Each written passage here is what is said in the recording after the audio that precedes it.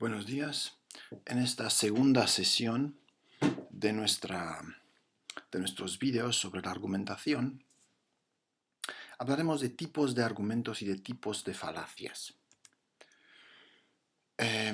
Los argumentos, todavía hablamos de argumentos, no de falacias, sino de tipología de los argumentos. Se distinguen a veces en argumentos deductivos y argumentos abductivos y argumentos inductivos. Hay más tipos, pero por lo menos podemos empezar partiendo de esta distinción. Hablaremos luego de otros argumentos como la apelación a la evidencia anecdótica, argumentos por analogía. Y finalmente discutiremos o analizaremos algunos tipos de falacias, algunas falacias. En la primera sesión hemos visto otras falacias, ahora veremos otras y a continuación pues quedan para ver más falacias. La deducción, un argumento deductivo es un argumento que se dice a veces contiene una implícita pretensión de validez. No es que sea válido necesariamente, sino que pretende ser válido. Es decir, implícitamente se tiene que evaluar por el criterio de la validez. Es decir, si os acordáis, decíamos que los argumentos se evalúan por su forma, por la calidad de la relación inferencial, que es más bien una cuestión formal, y por el contenido, por la verdad o aceptabilidad de las premisas. Estamos hablando ahora de la inferencia, ¿no? Del aspecto formal, lógico. Las deducciones son las que contienen una pretensión de validez. Pueden ser válidas o no. Veíamos que hay falacias formales, argumentos que parecen válidos pero no lo son, como afirmar el consecuente o negar el antecedente. La definición de la validez, pues ya la conocéis. Si las premisas son verdaderas en un argumento válido, necesariamente la conclusión también lo es. Los argumentos deductivos pretenden ser de este tipo. Pretenden ser argumentos donde se establece esta relación entre premisas y conclusión. Y nosotros tenemos que ver en la evaluación si realmente se da el caso. Dicho de otra forma, la conclusión no contiene información que no está ya en las premisas. La relación entre premisas y conclusión es tan estrecha que la conclusión no amplía la información de las premisas. No añade nada más. Todos los lógicos son unos aburridos, Juan es lógico, por lo tanto Juan es un aburrido, ¿no? Si decimos eso, pues obviamente la conclusión se sigue lógicamente de las premisas. De hecho, es una forma de modus ponens, un poco más complicada, pero es un modus ponens. Y de alguna forma que Juan es aburrido era implícito en las premisas, ¿no? Era algo que se había dicho de manera implícita o que ya se contenía, esa información estaba contenida en las... Un argumento inválido no es siempre un argumento malo. No tenemos que darnos la impresión de que si un argumento es inválido es malo. Claro, según los estándares deductivos, ¿no?, de la validez, es un argumento que no cumple esos estándares, pero eso no quiere decir que es necesariamente un argumento malo. Puede ser que, aunque no se da que si las premisas son verdaderas, la conclusión necesariamente lo es, se puede dar una relación menos fuerte, ¿no?, entre premisas y conclusión. Si las premisas son verdaderas, a lo mejor en condiciones normales, se dice ceteris paribus, o probablemente, aunque no necesariamente, o es de esperar que, aunque no siempre, la conclusión es verdadera. Vamos a coger un ejemplo. La copa de cristal se está cayendo desde una altura apreciable, por lo tanto se romperá. Como tal, este argumento, tal como se expresa, tiene una premisa y una conclusión. La copa de cristal se está cayendo desde una altura apreciable, por lo tanto se romperá. No es deductivamente válido, no tiene una forma lógica válida. Podemos reconstruirlo como argumento deductivamente válido, y hemos hecho este tipo de ejercicios en la primera sesión, como un modus ponens, pero a costa de añadir una premisa implícita, ¿no? La copa de cristal se está cayendo desde una altura apreciable. Si una copa se cae desde una altura apreciable, se rompe, por lo tanto se romperá. Bueno, añadimos esta premisa implícita. Esta premisa pues no es estrictamente verdadera, porque aunque una copa se cae desde una altura apreciable, puede no romperse. Si es una copa muy gorda, de vidrio muy duro, si cae sobre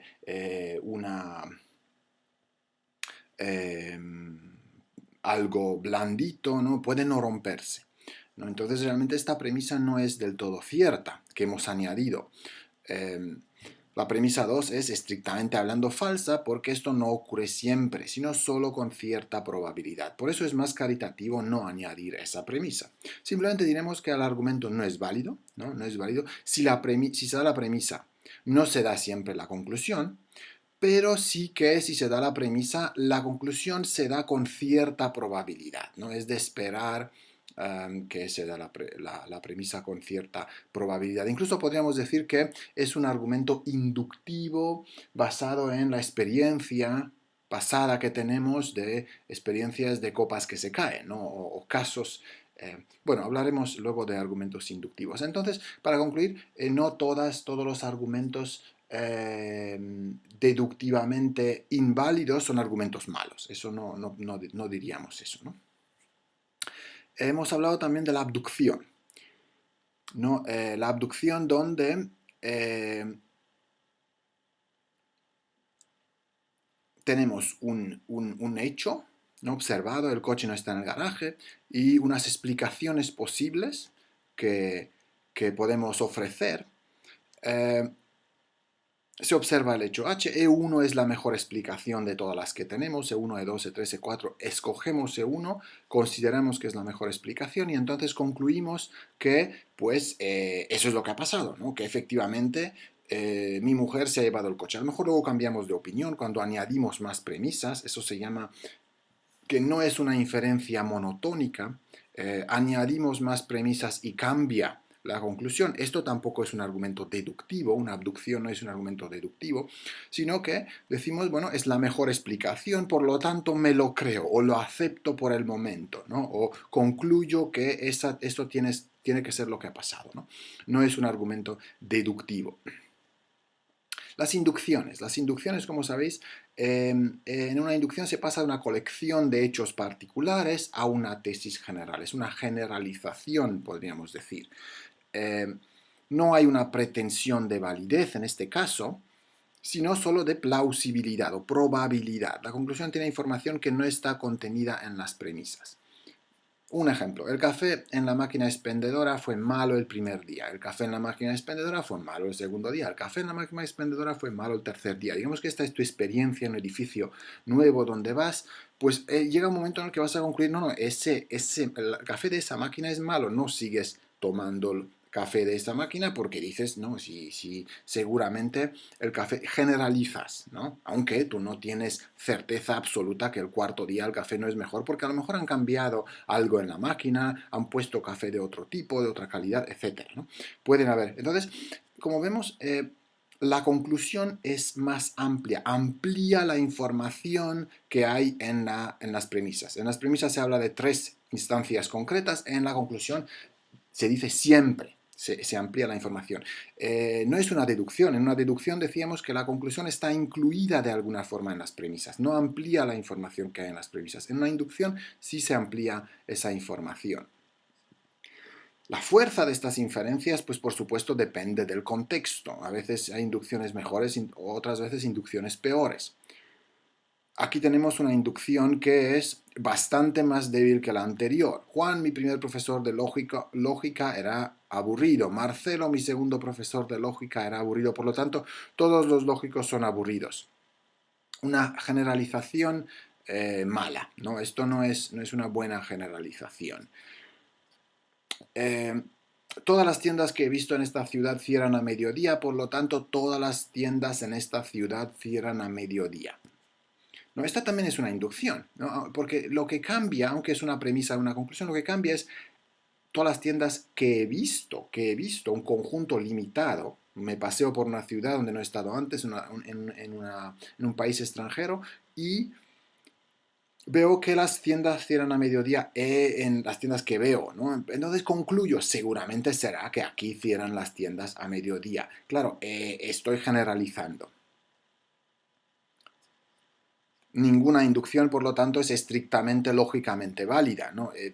Válida en el sentido lógico de la validez lógica, ¿no? Porque, por supuesto, puede puede ser que las premisas sean verdaderas y la conclusión falsa, como ya dijimos. El pollo puede pensar, el primer día de mi vida el granjero vino a alimentarme, el segundo día de mi vida el granjero vino a alimentarme, así en adelante. Ayer el granjero vino a alimentarme, ahí podemos añadir muchas más premisas, por lo tanto todos los días el granjero vendrá a alimentarme, ¿no? Pero claro, algún día el granjero a lo mejor quiere comer pollo y con lo cual la conclusión no es verdadera, aunque las premisas sí.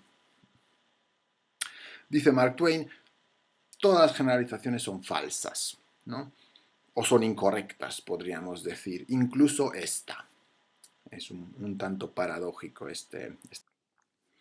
La inducción a partir de evidencia anecdótica. Este es un tipo de inducción que se basa no en varios casos, no es una generalización a partir de muchos casos, sino a partir de casos que de alguna forma se consideran paradigmáticos, ejemplares, ¿no? El compositor Jean Sibelius fue alcohólico y fumador durante la mayor parte de su vida y vivió hasta los 91 años, incluso diciendo: todos los médicos que querían prohibirme fumar y beber están muertos. Jean Calment, la persona con la vida más larga confirmada, 122 años, fumó casi toda su vida adulta. Este tipo de ejemplos se dan, a veces se usan, ¿no?, como en algunos contextos, como ejemplo de casos paradigmáticos para refutar ciertas conclusiones científicas o médicas, ¿no? Por supuesto, ahí interviene también el humor, intervienen más factores, ¿no? Factores también retóricos que hacen que a veces que sean, que sean más creíbles o más mejores, que parezcan mejores argumentos. Cuando encontramos evidencia anecdótica, las preguntas críticas que nos tenemos que hacer, siguiendo el procedimiento de las preguntas críticas que propone Walton, Makano y Ritz, serían preguntas de este tipo. ¿Es el caso realmente paradigmático? ¿En qué sentido es paradigmático? ¿En qué sentido es más importante que otros casos, ¿no?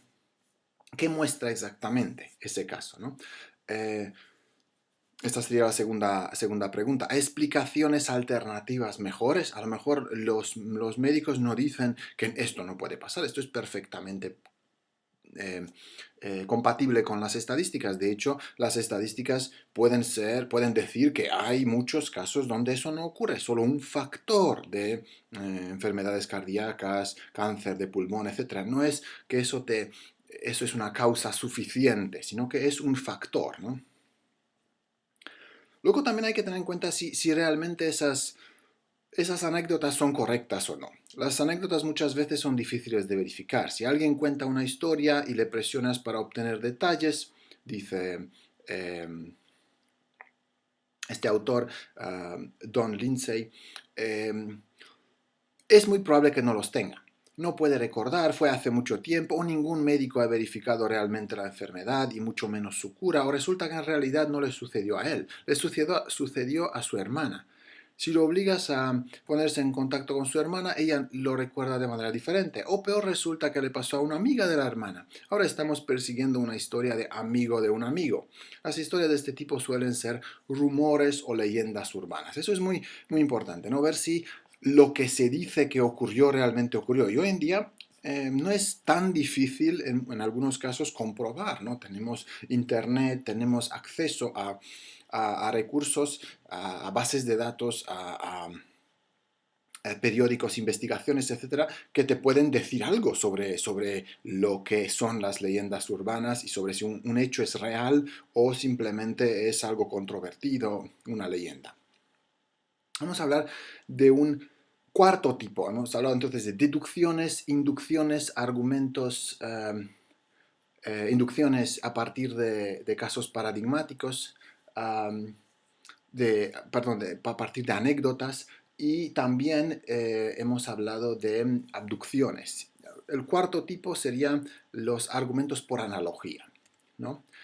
Son argumentos que contienen una analogía implícita.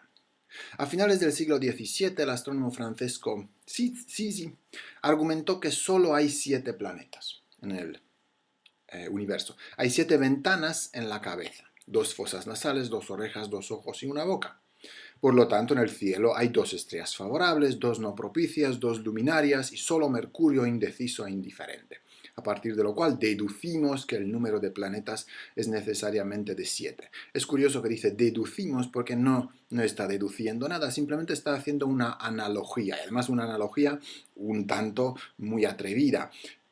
Si pensamos en, ¿no?, la concepción del mundo que tenían los antiguos y también los medievales, eso no es tan curioso, porque los antiguos y los medievales solían pensar y argumentar por analogía, ¿no? Pensaban que el universo es armónico, que hay una especie de equilibrio, armonía entre todas las partes, por lo tanto, tiene que haber una razón buena para que el número de planetas sea el que es. No puede ser un número arbitrario, el resultado de unas coincidencias y casualidades. Tiene que ser algo, tiene que tener sentido. El universo tiene sentido, ¿no?, en la concepción antigua. Bueno, entonces, eso hoy en día, claro, nos parece una analogía, pues, que muy sorprendente, ¿no? Otra analogía que puede ser interesante: no debemos culpar a los medios por el deterioro de las normas morales. Los periódicos y la televisión son como los reporteros del tiempo, que informan los hechos. No culpamos a los informes meteorológicos por decirnos que el clima es malo. Este es un argumento por analogía acogido en este caso, de una página que os invito a mirar, donde se habla de este tipo de analogías. Claro, ¿cuál es la analogía? Pues la analogía entre los reporteros que informan de los hechos y los reporteros que informan del tiempo. Lo que hacen es algo puramente transparente, según el hablante, el autor, ¿no? Lo que hacen es simplemente presentar los hechos, no podemos culparles de nada, ¿no? Ahora, bueno, la cuestión es si realmente la analogía es correcta, si hay diferencias relevantes entre lo que hacen unos y lo que hacen los otros.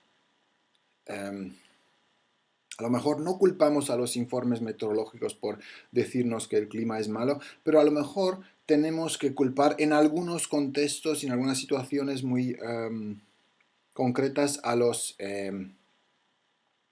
periódicos y a la televisión por presentar ciertos hechos sociales de cierta manera que puede tener ciertos efectos. Entonces, la analogía puede no ser perfecta, no puede no ser convincente. Miramos más argumentos por analogía. Nos fijamos en el último. Dice: el amor es como el vino. Antes de que lo tengas no sabes lo que te estás perdiendo. Cuando lo tienes puede ser uno de los mayores placeres de la vida, pero si es un mal año, la experiencia puede ser horrible. Por lo tanto, antes de enamorarse, asegúrese de verificar la etiqueta.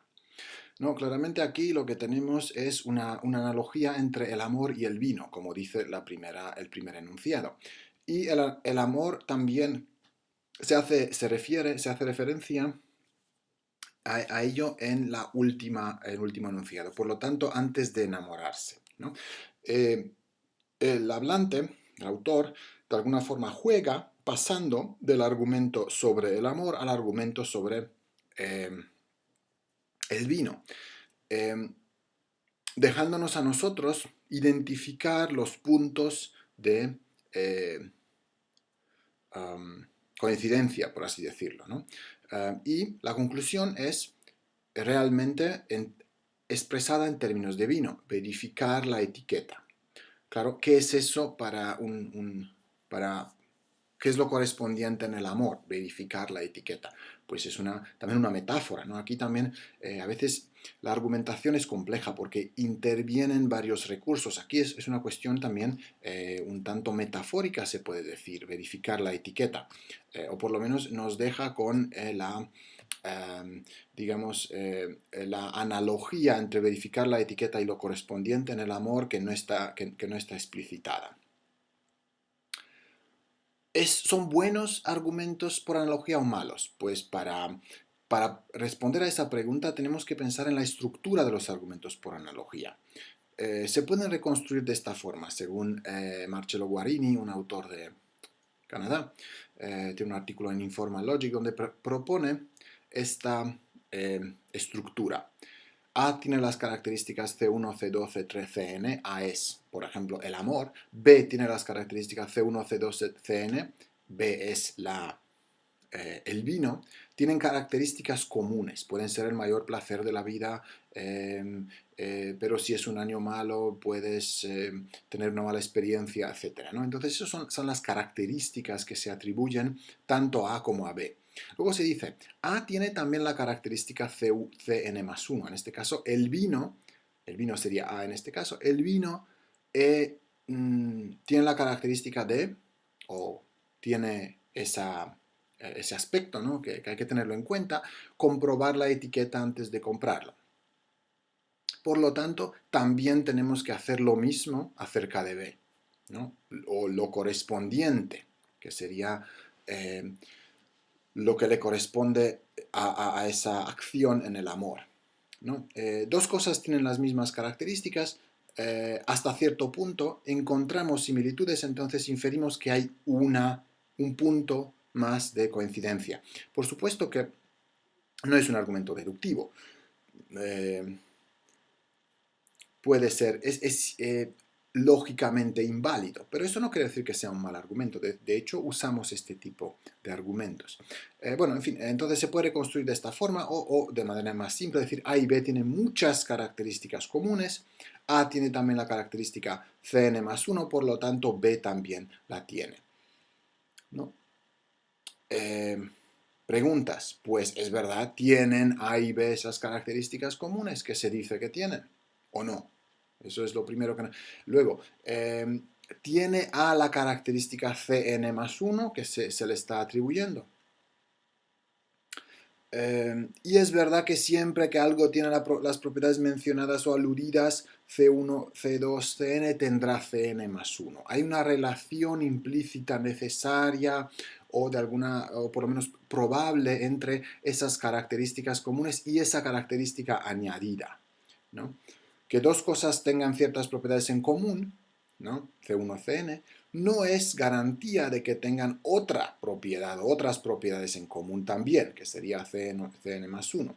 Al fin y al cabo comparamos cosas diferentes que también tienen muchas propiedades diferentes, el amor y el vino. Por eso muchas analogías son malas. Vamos a poner algún ejemplo obviamente malo de una analogía obviamente mala. Pregunta 3 nos indica por qué la siguiente analogía es mala. Los ratones y los humanos se parecen en muchos aspectos. Son mamíferos, sí, una característica común. Tienen pelo, otra característica común. Se adaptan bien a sus entornos, otra. Y podríamos añadir muchas más características, ¿no? Y luego dice, los humanos llevan paraguas. Por lo tanto, los ratones llevan paraguas. No. Eso obviamente es una mala analogía. Aunque hemos seguido el mismo patrón. C1, Cn, Cn más 1, por lo tanto, B también tiene Cn más 1. Pero obviamente eso no siempre funciona. Vamos a ver otros argumentos por analogía y usar este esquema para reconstruirlos y evaluarlos. Cuando se le criticó por hacer películas demasiado violentas, Quentin Tarantino respondió, claro, Kill Bill es una película violenta, pero es una película de Tarantino. No vas a ver a Metallica y le pides a los cabrones que bajen la música. No, aquí tenemos un argumento por analogía, con muchas partes implícitas, pero se podría construir de esta forma, ¿no? Las canciones de Metallica son obras de arte y tienen características controvertidas, ¿no? Entonces, C1 y C2, en particular el ruido sería en ese caso. Las películas de Tarantino también son obras de arte, también C1 y tienen también características controvertidas, C2. Eso lo acepta, ¿no? Acepta que, sí, dice, sí es una película violenta, podría haber rechazado eso, podría haber dicho que no, que es una película solo ficción, etcétera, no es violencia real, etcétera. Pero no, él acepta, bites the bullet, como se dice. No dice, sí, es una película violenta, pero es lo que hay, es lo que hago yo, ¿no? Así es mi arte. Es una característica controvertida, pero de mi obra de arte. Y luego dice, aceptamos las características controvertidas de las canciones de Metallica. Por lo tanto, también aceptaremos las características controvertidas, o tendríamos que aceptar, ¿no?, de las películas de Tarantino. Es una analogía. C3, que sería Cn más 1, esa propiedad extra, cuestiona, nadie le pide a Metallica bajar el sonido, pues entonces no me pidas a mí hacer otra cosa, porque eso es parte de mi arte, ¿no?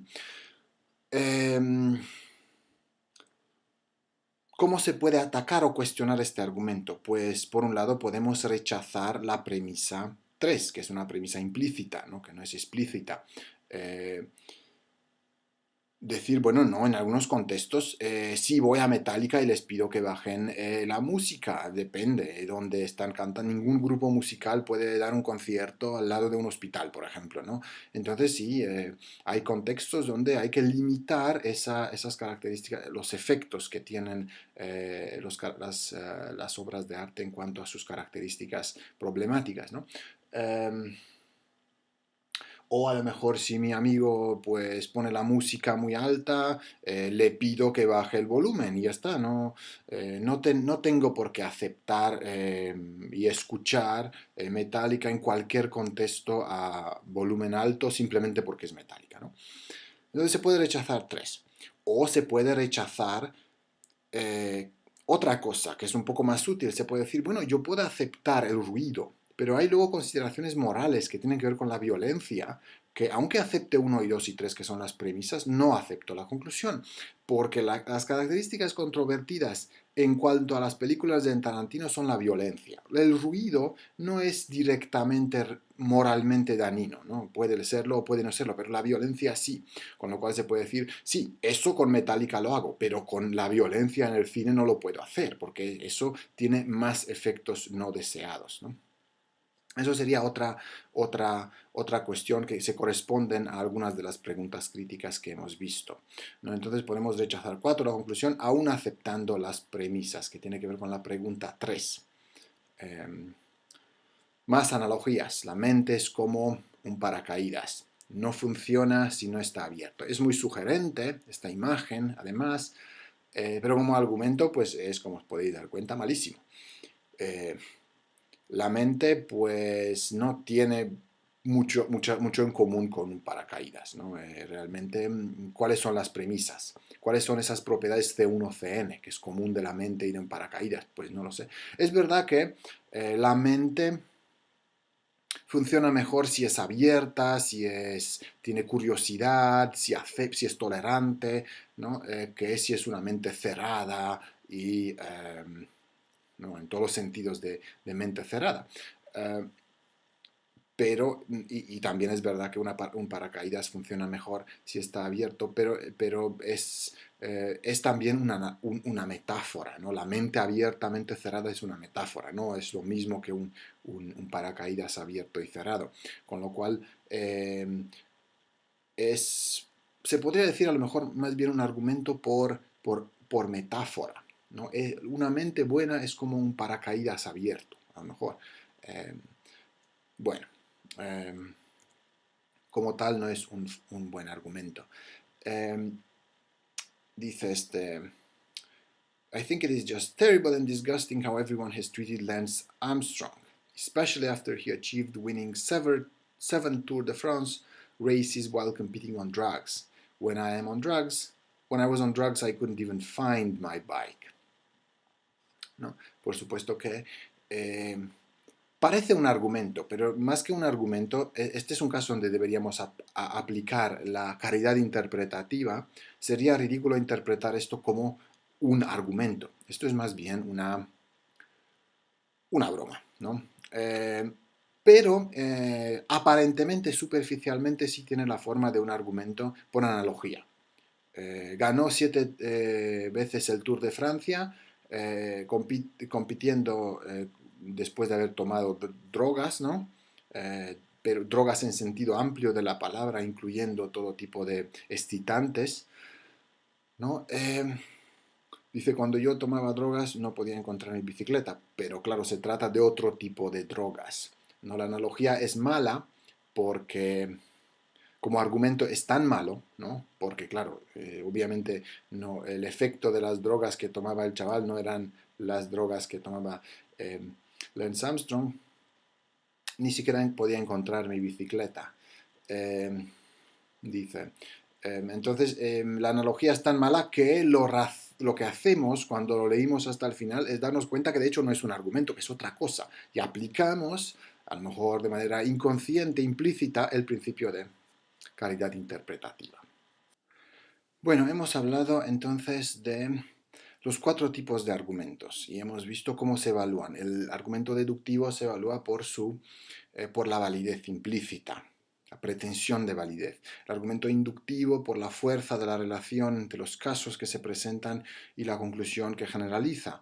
Los argumentos abductivos por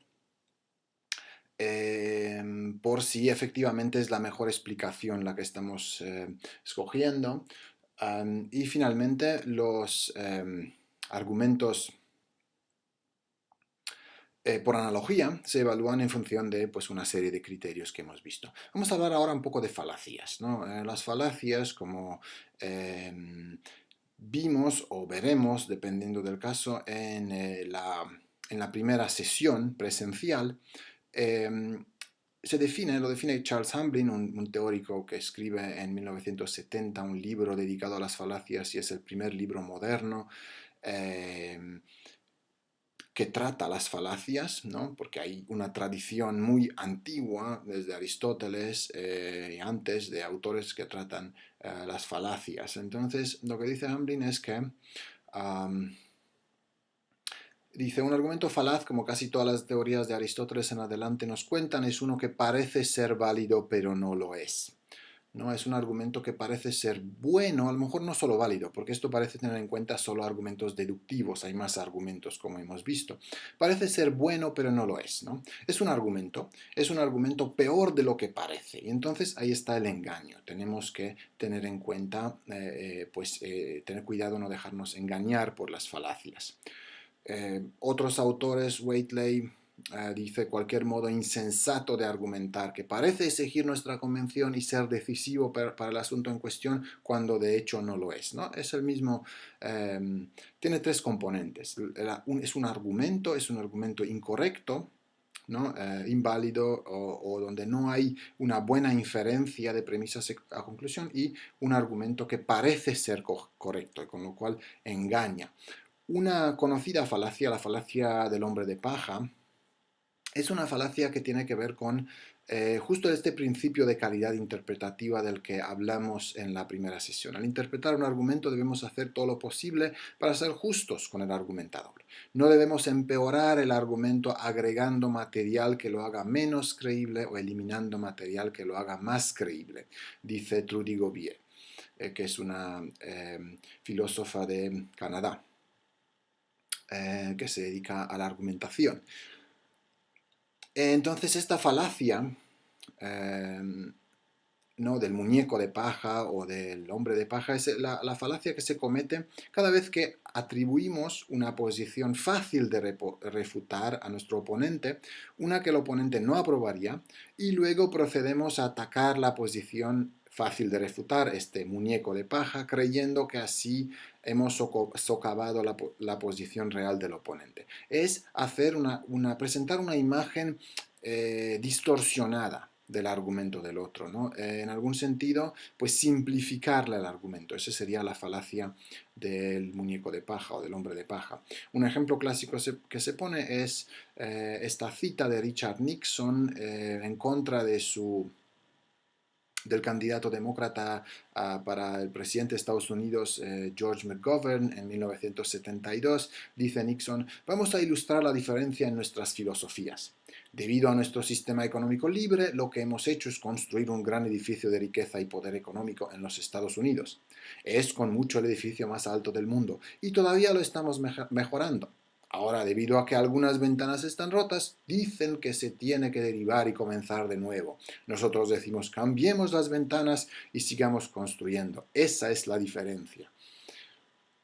Bueno, es poco probable ¿no? Que el opositor dijera vamos a tirar abajo toda la economía de Estados Unidos y construir otra cosa muy diferente, ¿no? Simplemente a lo mejor proponía medidas un poco más radicales, ¿no? A lo mejor proponía una medida que en esta analogía, porque aquí también hay una apelación a una analogía, ¿no? A lo mejor McGovern podría una mejor presentación de la propuesta de McGovern a lo mejor sería decir propone pues tirar los últimos 2 pisos y construirlos de otra forma o reforzar los cimientos del edificio, pero no destrozar toda la economía. No creo que nadie pensara. Entonces esto se propone o se da como un ejemplo de una falacia, porque está presentando el argumento del opositor como un argumento insostenible, ¿no? Por medio de una analogía, por medio de una analogía, con lo cual lo hace todavía más complejo. Pero tenemos que tener en cuenta las partes, ¿no? que se combinan aquí. No es que sea ilícito comparar la economía con un edificio, hacer esa analogía, pero claro, las medidas propuestas por McGovern no serían medidas de tirar todo el edificio abajo, sino a lo mejor de hacer algunos cambios más radicales de lo que propone eh, Nixon. Bush, otro ejemplo de George Bush, dice, algunos parecen creer que deberíamos negociar con los terroristas y los radicales, como si algún argumento ingenioso les convenciera de que estaban equivocados desde el principio. Hemos escuchado esta tonta ilusión antes. Está debatiendo, de hecho es 2008, no 2004, está debatiendo con Obama. Uh, y podéis ver aquí cuál es la... No, si Obama propone negociar con los terroristas, independientemente de si esta es una propuesta mala o buena, lo que hace Bush es caricaturizarla, no presentarla como un argumento ingenioso. Es como si Obama pretendiese argumentar en base a una cierta moralidad, ideal, principios, derechos humanos para convencerlos a los terroristas a dejar de hacer lo que están haciendo. No, no es eso lo que propone. Negociar no es argumentar, son cosas diferentes, ¿no? Negociar puede involucrar argumentar, pero no argumentar de una manera ingenua. La siguiente falacia que vemos es la llamada falacia del falso dilema. Es una falacia muy común, muy interesante. Lo que presupone esta falacia, o lo que es realmente, es una especie de pensar en blanco y negro, ¿no? Thomas McKay, que es un autor que he citado varias veces aquí, dice que es la falacia más común, ¿no? Presentar no es un error lógico, sino que tiene que ver con una representación o presentación incorrecta de una situación, ¿no? Y contiene una premisa de la forma P o Q. P o Q o R. Estas son las opciones. De entrada se dan ciertas opciones como si fueran exhaustivas, es decir, como si la totalidad de las alternativas se agota con esas 2 o 3 opciones, cuando de hecho hay más, ¿no? Entonces nos pueden engañar, porque pueden hacernos pensar que realmente no hay más opciones, ¿no? Este es un ejemplo de una campaña promocional. Dice, es hora de tomar una decisión. ¿Contribuirá con 20% a nuestro proyecto ecologista o está del lado de la destrucción del medio ambiente? ¿No? Obviamente se ve aquí que te intenta convencer a contribuir diciéndote que si que o contribuyes o estás del lado de la destrucción del medio ambiente. Obviamente es un ejemplo de manual, no es un ejemplo real, pero se ve muy bien esa dicotomía. No es un error lógico, en ese sentido no se corresponde muy bien a esa definición de la falacia como un argumento lógicamente incorrecto, sino más bien una presentación, es más bien un error de contenido, como podemos ver. Otro ejemplo, un encuestador hace esta pregunta. ¿Diría usted que su empleador está ebrio en el trabajo 1 vez por semana, 2 veces por semana o más veces por semana? Por supuesto, se deja fuera la opción de que no está ebrio en ningún día, ¿no? Bueno, cerveza realidad, ¿no? Dice o nosotros o el caos, cosas que dicen de manera más o menos sutil los políticos, ¿no? O nosotros o el caos, dicen. El caos, el caos. Ah, bueno, no pasa nada, somos también nosotros.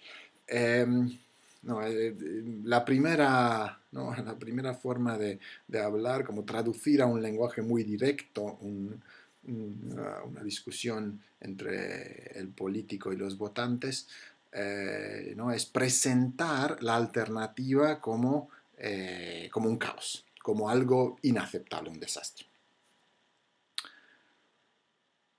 Claro, como pasa con todas las falacias, pues no siempre son tan fáciles de identificar. A veces son falacias muy claras. Los ejemplos que encontramos en los manuales normalmente son ejemplos de estos estándar típicos, casi tan obviamente malos argumentos que nadie cometería eso, pero no podemos encontrar ejemplos más complejos, como este, ¿no? Este también es un ejemplo de manual, pero es un tanto más complejo. Si eres racional, entonces no necesitas estudiar lógica. Si eres irracional, entonces no vas a poder entenderla nunca. Así que es inútil intentar estudiarla. Y por supuesto, o eres racional o eres irracional. Entonces, de todas formas, estudiar lógica es inútil, ¿no? ¿Cómo se podría reconstruir este argumento? Pues dice, o eres racional o eres irracional. Parece una premisa correcta, ¿no? Parece indudable que es una verdad lógica. O eres racional o irracional, no caben más posibilidades, ¿no? Parece que es P o no P. Con lo cual, si eres racional, pues entonces, claro, ¿para qué necesitas la lógica? La lógica es para mejorar tu racionalidad, pero tú ya eres racional. Si eres irracional, pues no vas a entender la lógica, porque tu mente está cableada de tal manera que no va a entender nunca la lógica. Pero claro, lo que se ve aquí, en este ejemplo que me parece muy bueno, es que racional e irracional, lo que pasa es que racional e irracional se entienden de manera diferente, ¿no?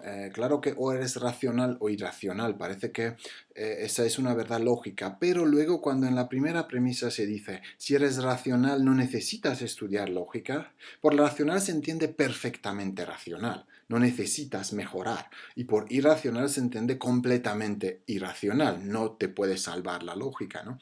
Entonces, ahí está el problema.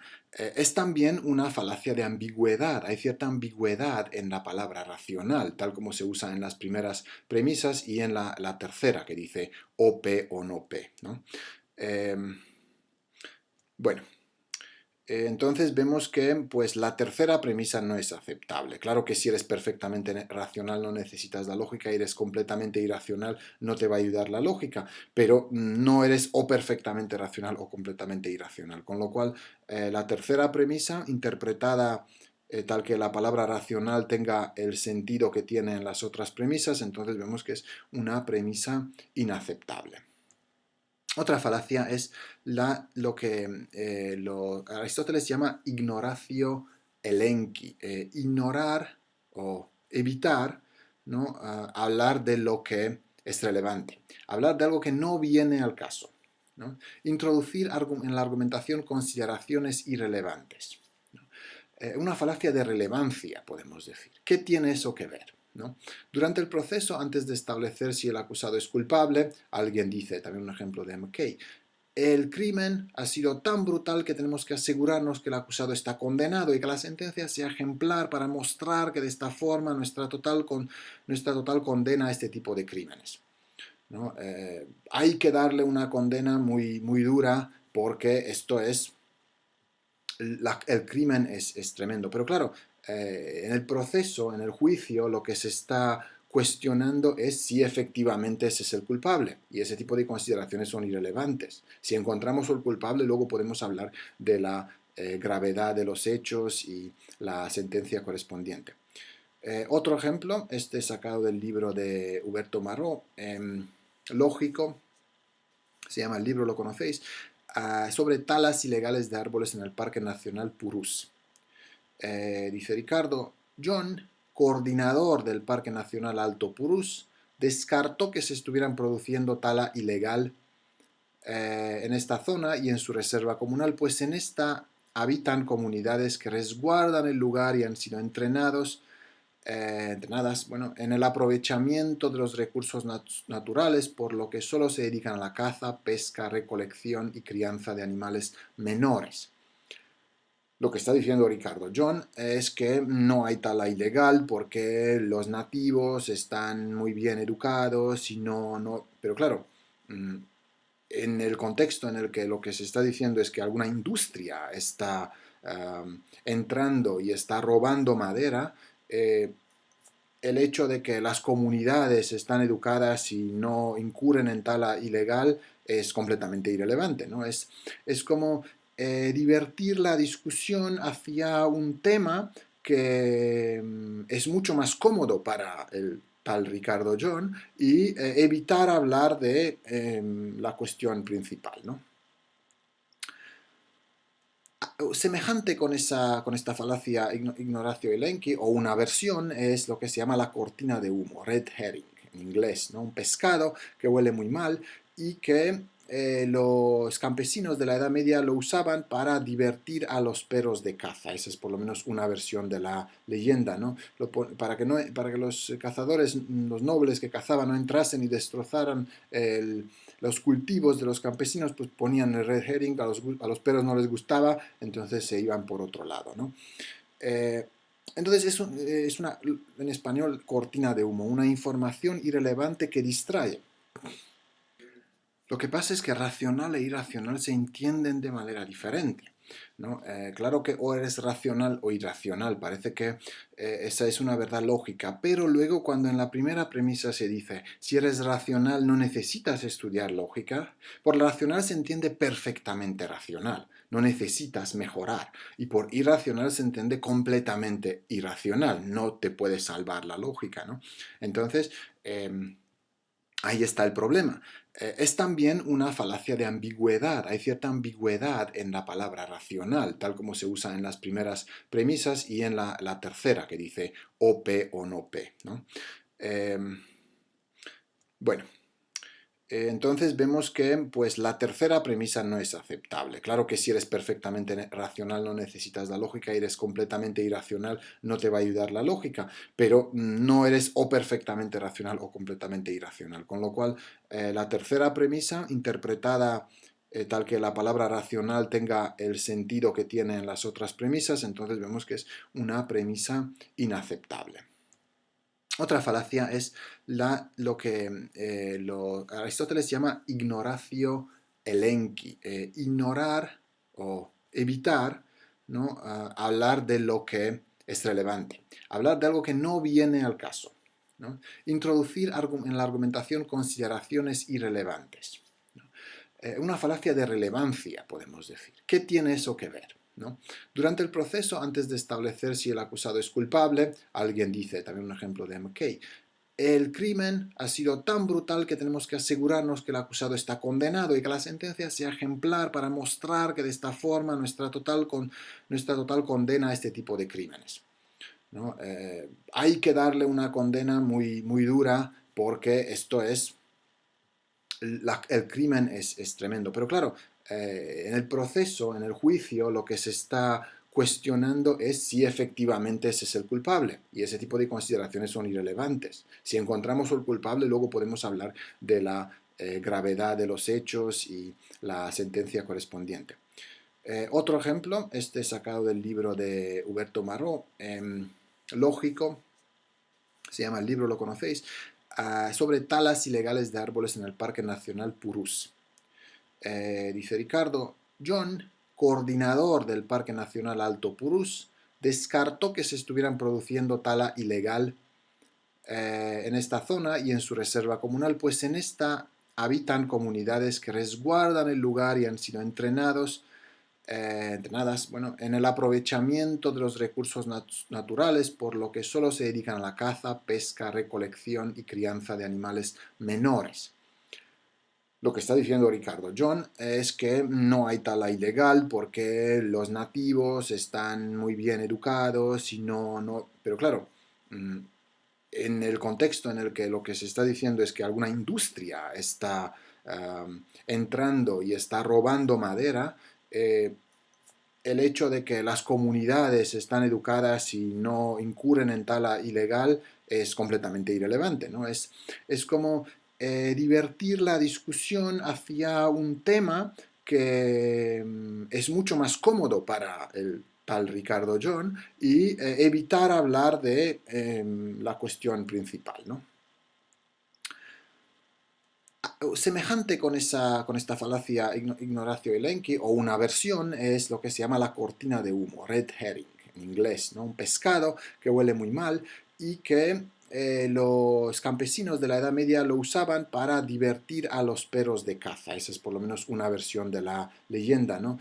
Para que los cazadores, los nobles que cazaban, no entrasen y destrozaran los cultivos de los campesinos, pues ponían el red herring, a los perros no les gustaba, entonces se iban por otro lado, ¿no? Eh, entonces es una, en español, cortina de humo, una información irrelevante que distrae. Un ejemplo de defensa chubaca, un ejemplo de uso del lenguaje donde se hacen afirmaciones directas, de manera rápida, de manera como una tormenta, ¿no? Como una de ideas que le están cayendo al oyente encima para no poder pues distinguir claramente lo que se está diciendo y la estructura de la argumentación y no ver lo que es obviamente el fallo de esta argumentación, ¿no? Es este caso de Trump en la campaña electoral. Se le pregunta acerca de una conversación grabada en la que habla de ciertas agresiones sexuales en un tono pues muy machista, sexista y incluso orgulloso, ¿no? De lo que había hecho, en fin.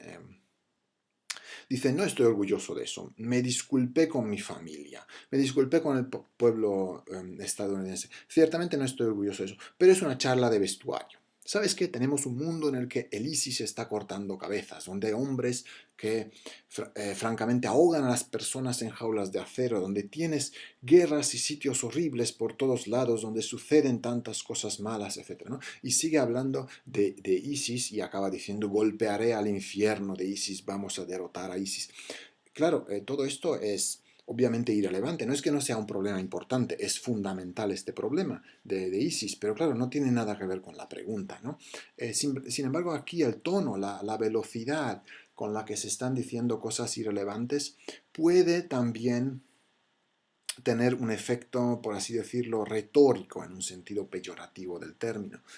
Eh, Otra falacia muy corriente es la llamada falacia de la pendiente resbaladiza, que tiene que ver con la idea de que hay ciertos pasos que se pueden dar y que si damos uno, dos, tres pasos, luego no podemos parar, ¿no? Y caemos, nos deslizamos por esta pendiente resbaladiza. O si un estudiante le pide a un profesor una fecha para un examen, una fecha distinta porque la fecha del calendario coincide con otro examen, el profesor, si contesta de esa manera, en fin, este es un ejemplo mío inventado, digamos, no es real, dice, si hago una excepción para ti porque tienes otro examen el mismo día, también lo tengo que hacer para el que no puede ir porque está enfermo ese día. Y entonces también para el que está trabajando ese día. Y entonces también para el que se encuentra mal ese día. Por tener exámenes, muchos tienen estrés y se encuentran mal, así que voy a tener que hacer excepciones para casi todo el mundo. ¿No? Lo que supone esto es que no hay manera de parar, ¿no? Una vez que hemos abierto la puerta a estas excepciones, no hay manera de parar. Y por supuesto, ahí está el truco, ¿no? Ahí está la cuestión de si... de la mala argumentación en esos casos. No siempre todas las pendientes resbaladizas son malos argumentos, pero suelen serlo, ¿no? Este es un ejemplo real del Monseñor Sgreccia, de la eutanasia en Holanda, que se encuentra el texto en la página del Vaticano.